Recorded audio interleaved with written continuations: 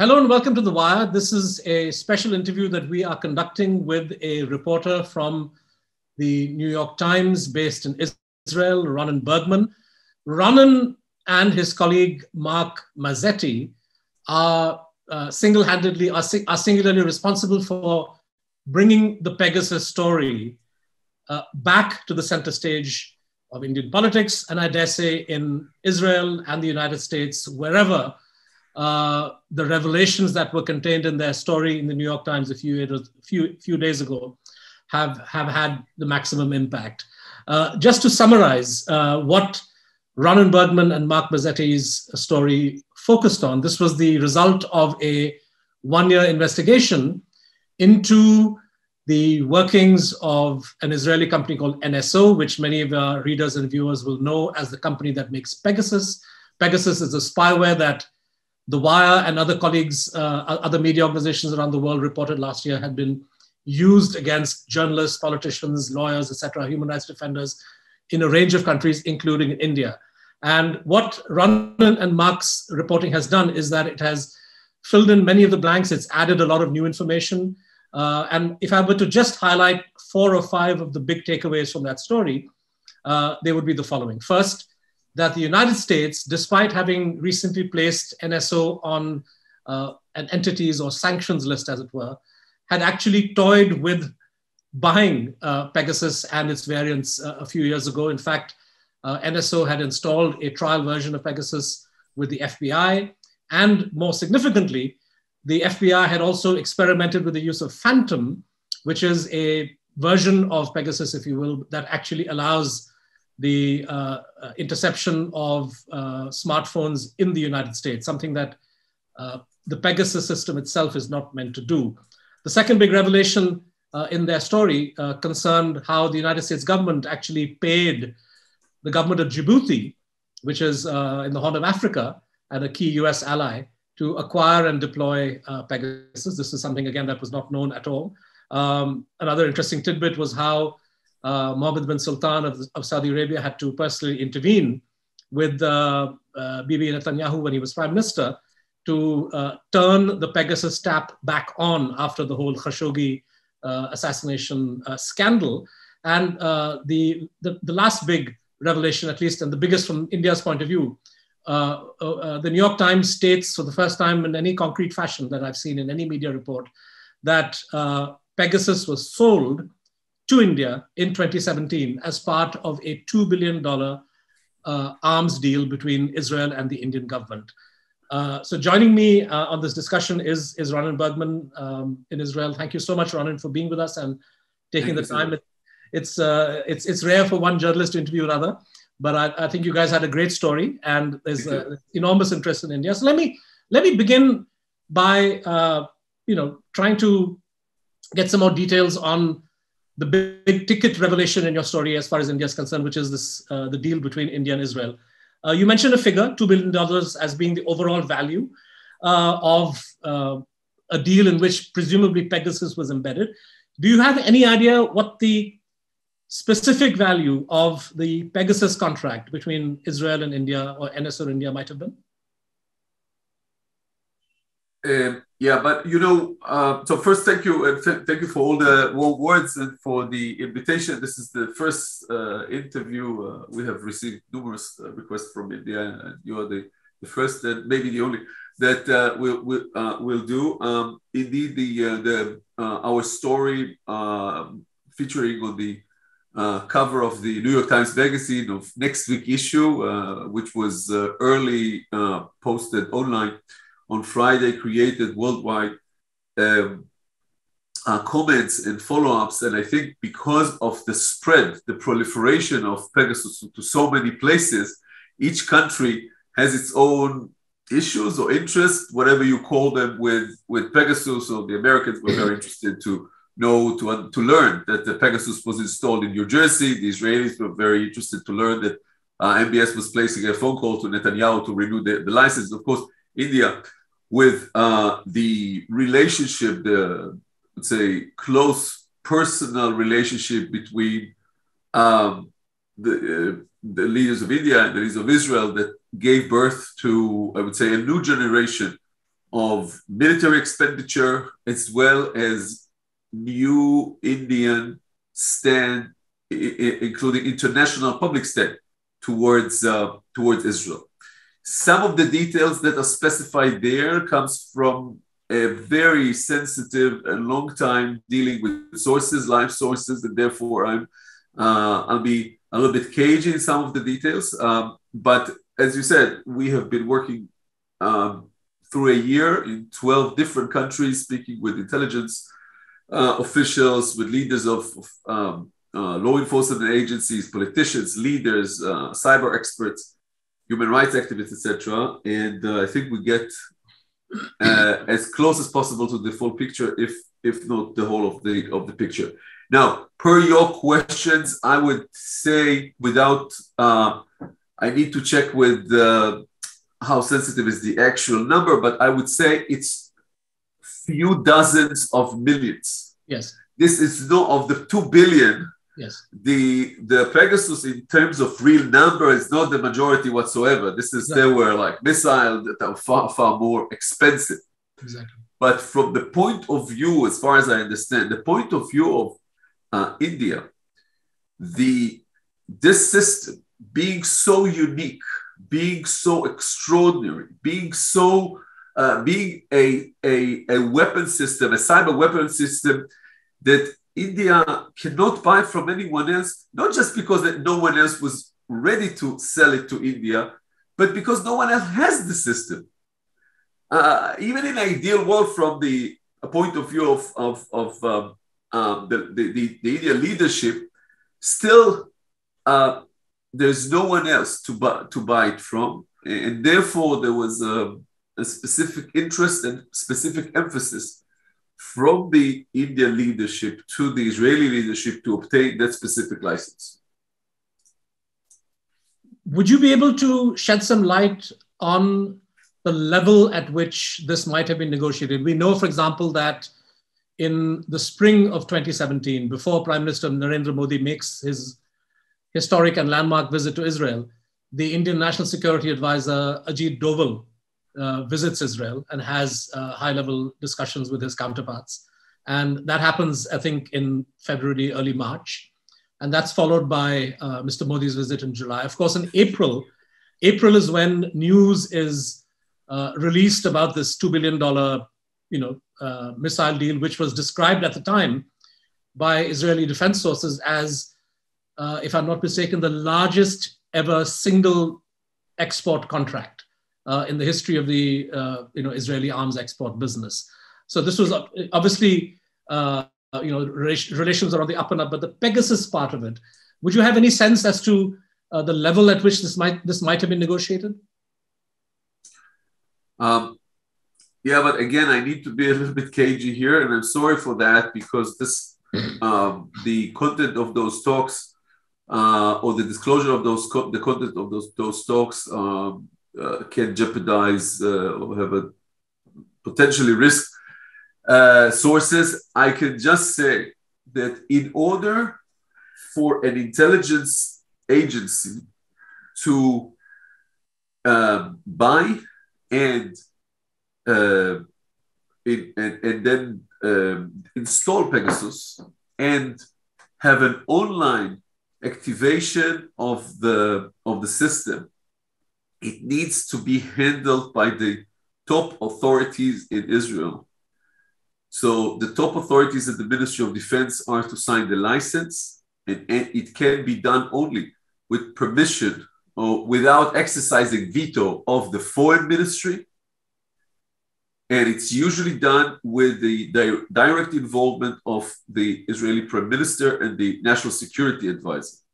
Right. Afterwards, and we're talking about a private company, but yet afterwards, when the system is delivered, it has to be delivered. It's not a software to be given with some kind of Dropbox or a disk on key, a flash drive. The NSO engineers needs to be physically present on site to install the system, test it, and then from time to time to come and do the maintenance. and it needs to be, I would say, in sensitive cases, while the ongoing technical maintenance is done by NSO vis-a-vis, in this case, Indian Intelligence Service, which was the entity that purchased the Pegasus. The overall connection is also with the involvement of the agency in Israel that is in charge of running secret intelligence and political relationship, which is the Mossad. So this is a long comment on your answer, but to your question, but basically saying that all the different components of Israeli defense establishment and the Indian highest authority, but the Indian Intelligence Service has to be involved in the process. And if we consider that Mr. Doval visited Israel February, March, then that would certainly point in his direction. Did you encounter in your reporting any inkling or any knowledge about the identity of the purchasing agency in India? I'm asking this because in our own reporting, when we examined at the Wire the various numbers that were on the database, leaked database, and in trying to see a pattern of who these likely targets were, we found a number of foreign diplomats and numbers in Pakistan on the one hand, and a whole bunch of domestic targets, including politicians, journalists, human rights defenders, and so on. And when we mapped that together with what Citizen Lab had said in one of its reports, that through examining servers used by NSO, they were able to figure out that there are two customers in India. One that mainly spies on domestic targets, and the other that spies on domestic and foreign targets. And we, of course, narrowed that down then to the Intelligence Bureau and the Research and Analysis Wing. But in your reporting, did you come across any identification of the entities in India that might have signed this contract or got access to Pegasus thanks to this deal?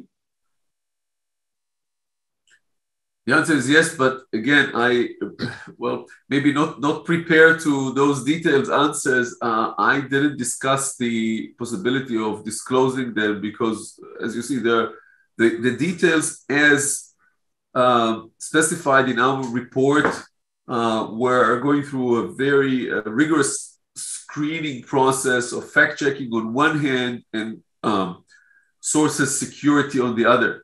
So I need to check those details. Let me just say that in general, there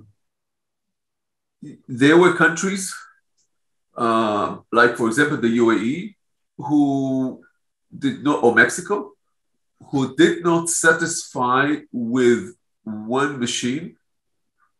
And because of their field security, and sometimes ego clashes between different organizations and authority clashes, they bought few machines that were completely separate from one another.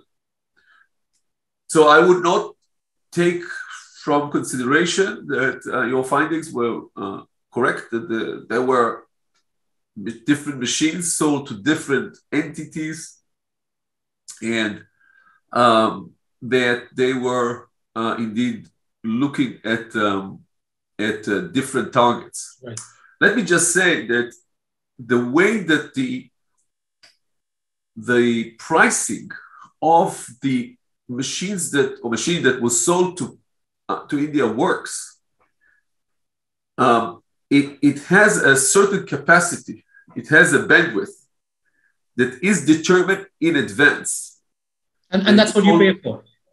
Yes, and this is called a license. And it's not that the license given from the Ministry of Defense. The Ministry of Defense is giving a license to sell a Pegasus according to some kind of a breakdown of details and capabilities. But besides that, in the commercial negotiation between NSO and Indian entities or Indian agencies, it's very important to, and this has a significant impact on the pricing, different kinds of capabilities of the Pegasus. One of them, and most important per bandwidth, capability, power, and price, is how many licenses are sold. License is the ability to monitor one phone at a concurrent time. Okay. And this is sold, and the Pegasus, as far as those who were sold to India, were, I think, between, I don't know, I don't remember what was the exact number, but it's between 10 and 50. So each one can, it depends on what was decided, can monitor between 10 phones up to 50 phones. Simultaneously. Okay. And if, for example, but this is not a billing done in retrospect. So this is like a license that was given in advance, paid in advance for 1 year contract. And then once you go above the quota, then the operator need to stop monitoring another phone. That so to fill in the quota. Yes. Or they charge more, or does the license not have that flexibility? No. As far as I understand, it's not something that can be changed. It's something that is paid in advance, right, and not billed in after the contract is done. Right. And so perhaps a hardware limitation once the equipment is installed, maybe. Yeah. You said a 1 year contract. As per your understanding and what your sources have shared with you, the deal signed in 2017, I presume, was for a multi-year contract, or was it to be renewed every year?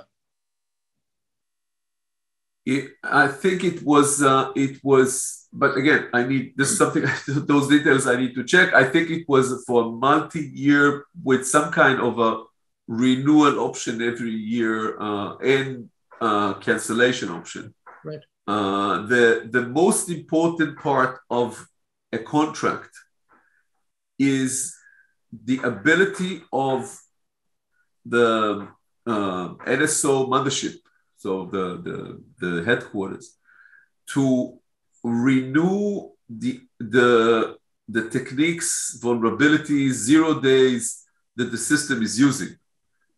A Pegasus or all those surveillance machines are not a code that was installed into them and it stayed as is, because the dynamic of the market, the engineers of the different instant messaging companies and mobile phone companies are always finding patches to seal and block the vulnerabilities that NSO is using, and NSO is using new ones. So this is it's a dynamic process. And I think this is the secret that made NSO by far the most successful and the long-living and the most effective company in the market. Their ability to maintain a huge team of what they call vulnerability researchers, which is sort of a laundered euphemism for hackers, but very, very trained and sophisticated hackers, to have redundancy on the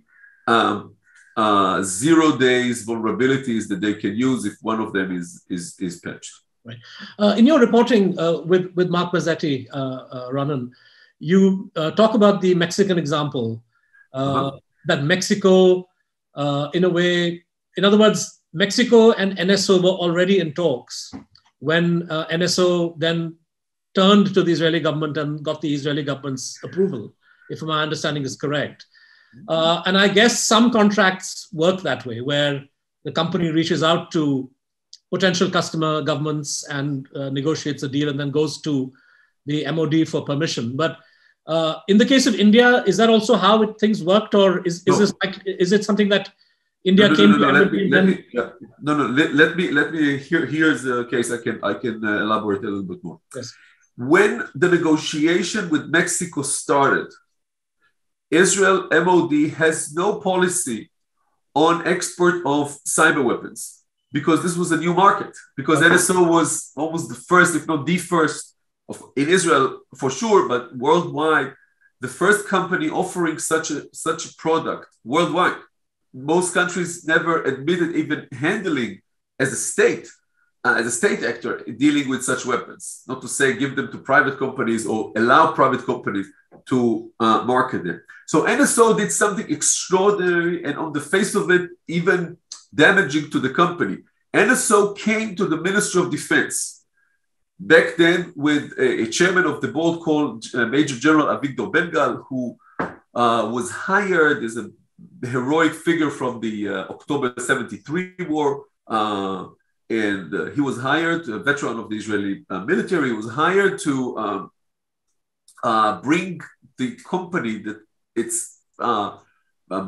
founders and managers and engineers, very, very young, and didn't give the impression of being very serious. And suddenly, they are the ones who offering intelligence services worldwide a solution that nobody else can offer them. So he gave the legitimacy and the sort of the honorable appearance. So he came to the Ministry of Defense and said, "We are willing to put ourselves under the defense export regime of Israel, even though we don't have to."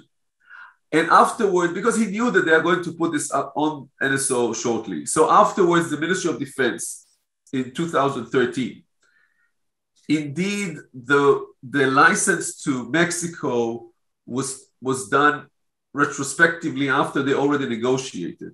But after that, all negotiation, including with India, had to go through 2, maybe even 3 different licensing. One is to give NSO a general license to sell its product overseas.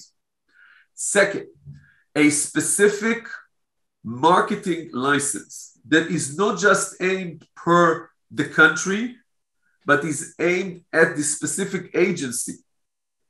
So if, for example, NSO desires to show, not to sell, to show, to pitch Pegasus to the Indian Bureau of Intelligence, it needs to get a specific license from the Ministry of Defense to market, and not just that, but what exactly NSO is going to show them, the specific vulnerability, the specific 0 day. And after that, if the potential client shows desire to buy, then it needs to go back to the Ministry of Defense and get a selling license. Again, very, very specific. The selling license is also termed that the end user would sign an end user certificate that says that the end user takes upon himself. This is between the Israeli Ministry of Defense and the end user. So, for example, the Bureau of Intelligence, the Indian Bureau of Intelligence, saying that the Bureau of Intelligence is taking upon itself 3 main commitments. One is to use it only by itself, and if giving it to a third party, to get a prior written permission from the Israeli Ministry of Defense. Second, to use it only against terrorism and organized crime.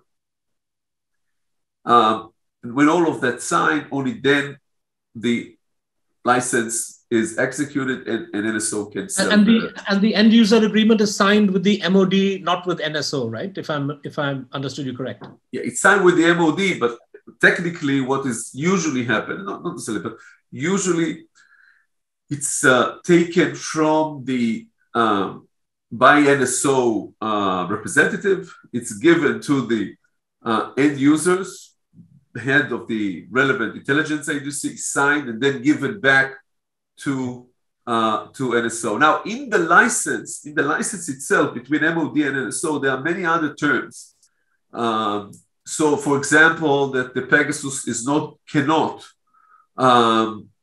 hit or attack Israeli numbers and American numbers. That there are many other. Yes. So this is by far more specific. The end user agreement is only 1 page.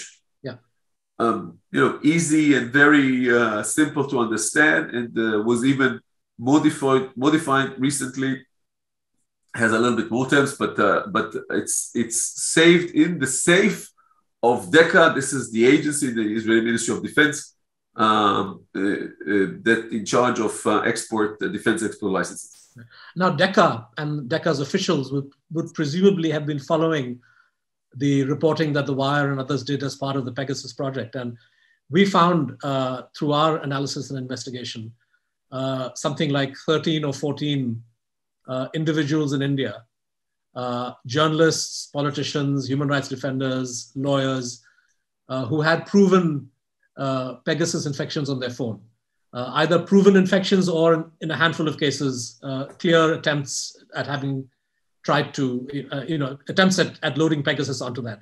Would DECA not consider the presence of Pegasus on the phones of journalists and opposition politicians and human rights defenders a violation of the end-use agreement with India? Do you have any insight into how DECA views the fact that Pegasus was clearly used against journalists, for example? Well, I assume, no, I know that even people of DECA read the papers and have read your findings and many other reports. And I can also assume that they are not nonchalant towards those. And of course, I have asked many times the spokesperson for the Ministry of Defense, speaking on behalf of DECA, what is your response? Mark Mazzetti, my colleague, and myself, back in July, published a long report at the news pages of the New York Times about Saudi Arabia that received the first license, NSO receiving the first license to sell to Saudi Arabia in 2017. And then the license was terminated after the Khashoggi murder. But even before the Khashoggi murder, Saudi Arabia had a known record of abuses of human rights. There was no question what Saudi Arabia is. The license was terminated after the Khashoggi murder, but renewed under Israeli and some say the American pressure shortly afterwards. It was terminated by the Ministry of Defense in October 2020, just to be renewed after Benjamin Netanyahu received an angry phone call from MBS, as you quoted at the beginning, and ordered the Ministry of Defense, with the approval of the Foreign Ministry, I must add here, which was led by the blue and white party at that time. Meaning, it's not what I'm trying to say. It's not just about Netanyahu and his will. It's more than that. It's more severe than that. Right. And I said a few times, I said that to give a Pegasus to a country like Saudi Arabia, or for that sake, to give a Pegasus, the CIA managed, coordinated, and paid for a Pegasus to be given to Djibouti. Okay. The American Central Intelligence Agency. And so to give a Pegasus to Saudi Arabia or to Djibouti, and being shocked afterwards that this Pegasus, so countries with a known record of abuse of human rights, and being shocked afterwards that this Pegasus was used indeed to violate human rights. It is like a keeper, a zookeeper, a manager of a zoo who let the hungry lion out, and then when the lion ate someone, he said, oh, it's his fault. It's the lion's fault. Because what do you expect? Yeah. Ronen, this brings me to my last question. In your story, as well as in other statements that we've seen from NSO in the aftermath of our reporting last year, there is an indication, although NSO denies having complete knowledge of how its clients use Pegasus, but there is an acknowledgement of NSO's ability post facto to examine whether the spyware was used as per the license terms. To what extent, how powerful is this power to review records? Do you have any sense of what kind of data NSO retains from its clients? Is it just metadata, or would they have more than metadata? I have some journalists belong to the consortium, and then the Pegasus project have tried and believe, and I think still believing, what was later not published, because no one was able to prove it. And I believe because it's this part of the reporting, as sexy and as appealing and as even, as reasonable as it is, I don't believe it. I have no proof and no reporting. On the contrary, I have contradictive, numerous reporting and sources to indicate that the so-called myth that NSO has a backdoor to its clients, have an online transparency into everything the clients are doing. I even heard some testimonies as if there's like a huge war room in Herzliya where, NSO is able to see what every Pegasus is doing worldwide, and that the Mossad has a backdoor to the backdoor, so Israeli intelligence has an oversight of everything that NSO is doing. Now, it makes sense. And I can only understand people believing in that. But as far as I'm covering NSO, this is a 1 year, a year-long investigation, but I have been covering NSO since it was founded. And in fact, I even met its founder, Shalev Julio, when he just started the startup back in a renovated hen house in 2007. So I know that this group for a very long time, and I have nothing to support this claim. And I would say even more, the NSO group, the last thing they would want is to know what their clients are doing. Meaning it may be good for the product to improve it, but I assume that they would at least have some kind of prediction that some of those Pegasus are going to be used for wrong causes. So the last thing from their point of view would be like to know about that. But in any case, whatever they thought or didn't think, it's not my business. It's only what we have in our reporting. And our reporting suggests the following, that they do not have any kind of transparency into what the client is doing. However, each Pegasus has a log recording all the phone numbers that are being attacked, whether the attack was successful or not. So a kind of metadata, right? Metadata that is stored, but not just about a successful, but also about an unsuccessful attack. This is stored on the machine itself. If NSO is receiving a complaint or want to investigate something, this is like the private safe that you hire, that you rent in a bank. It needs to have like 2 keys.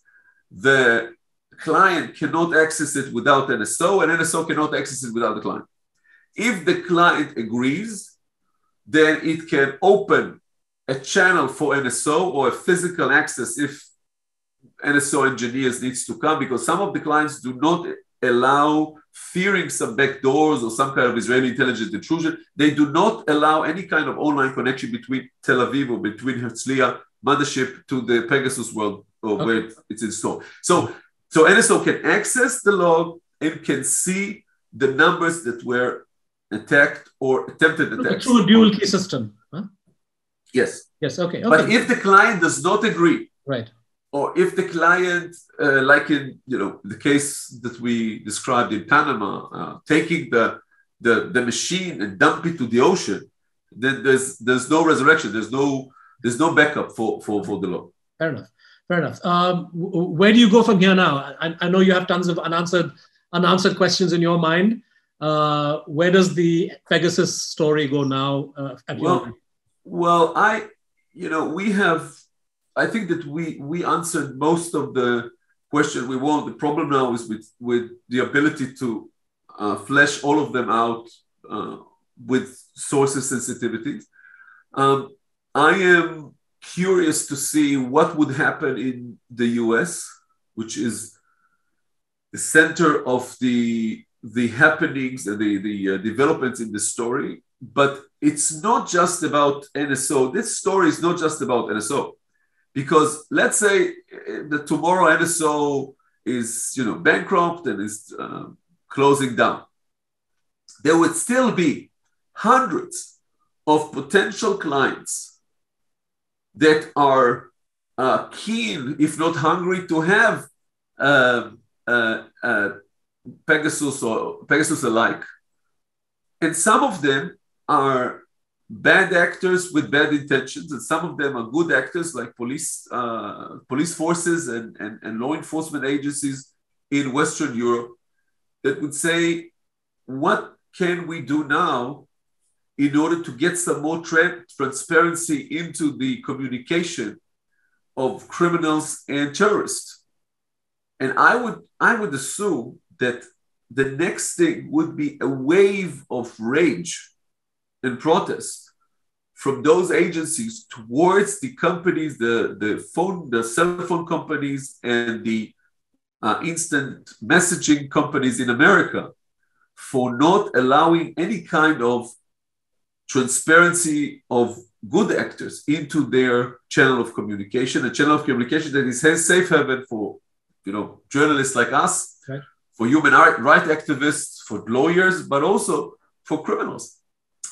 This is the problem that NSO was quick to take advantage and make billions of. But when NSO is gone, and NSO is on the verge of extinction now. But when NSO is gone, the problem would not go with it. One problem would go, which is the exploitation of NSO products by human rights abusers. But the other problem, the military-grade encrypted channels of communication, it's still with us. Yeah, no, I think you're right. I think you've highlighted a key problem with the use of this kind of technology. A lot of it, of course, stems from, I would also say, the lack of transparency on the part of governments that are trying to use this kind of technology. After all, if they had been willing to play by the rules and be transparent and have some kind of a review process by which dangerous surveillance technology could be used in a proper way, perhaps none of the scandal would have erupted. But, well, thank you very much, Ronen Bergman. You've been very generous with your time. Once again, a great story, you and Mark Mazzetti. And I wish you all the luck in getting more information out. And at least at the India end, Pegasus promises to be with us in the headlines for some time to come, because we have... let me ask you a question. Yes, what do you think would be the next phase, the next stage in India now? Well, things are happening at two levels. At the political level, the opposition is fighting with the government and trying to have a discussion in parliament. They're trying to move a privilege motion alleging that the government lied to parliament when they tried to deny having used Pegasus. But more seriously, at the judicial level, the Supreme Court last year had appointed a review committee. And the review committee is going through the motions of trying to answer a set of questions that the Chief Justice asked of it, including, did the government of India ever buy Pegasus? Did it use it? What were the laws that, under what authorization was it used? Who all were targeted? I myself, as you know, was one of those whose phones showed Pegasus, and I will be speaking before the technical committee on February the 2nd. So we hope that this committee will be able to do its work expeditiously and with the full cooperation of all concerned, so that we get to the truth of this matter, because the way in which Pegasus has been used in India against journalists, against opposition politicians, it really undermines the foundation of civil society, democracy and society, exactly. And so it's not something that any democratic country can take lightly, which is why there's enormous interest, not just among those whose phones were tapped or among journalists, but actually at a much wider level, because people connect the Pegasus scandal with the fact that democracy itself, as we know it, may well be imperiled. So that's where things stand. But thank you very much, Ronen, for joining us. And thank you. Thank you so much. Bye-bye. Good luck. Thank you. Get a sneak peek of exclusive content before everyone else for channel members only. Memberships start at ₹89. Hit the join button below.